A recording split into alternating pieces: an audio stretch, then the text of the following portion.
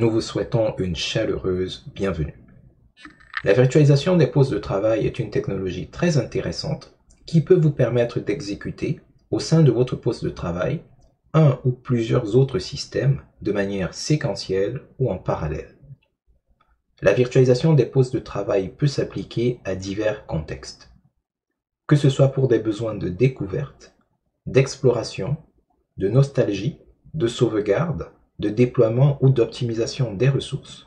Il existe sur le marché de plus en plus d'outils dont vous pourrez vous servir. Dans notre cas, nous examinerons VirtualBox et quelques-uns de ses faits saillants. VirtualBox est une application de virtualisation de bureau qui est open source et gérée par la firme Oracle. VirtualBox, bien que gratuite, est riche en fonctionnalités et haute en performance.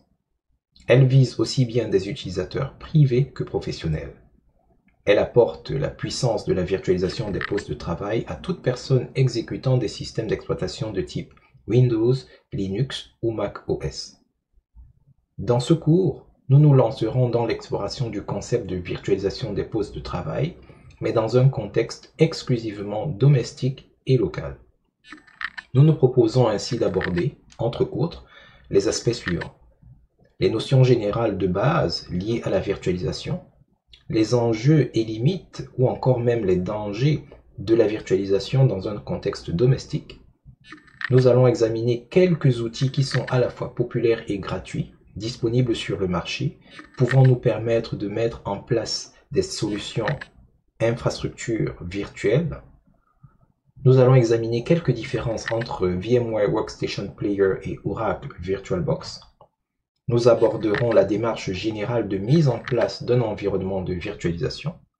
Et après, nous allons examiner comment est-ce que nous pouvons rechercher, sélectionner, acquérir, installer, configurer, utiliser et optimiser des systèmes que nous voulons virtualiser. Le présent cours est offert dans la formule une étape à la fois. Cela signifie que nous prendrons le temps de préciser certaines notions, ce qui pourrait sembler évident pour d'autres utilisateurs d'un niveau avancé ou intermédiaire.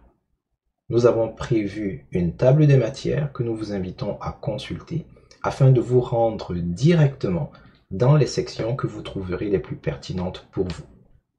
Nous espérons que les quelques notions que nous allons vous présenter vous seront utiles. Nous vous souhaitons un bon apprentissage.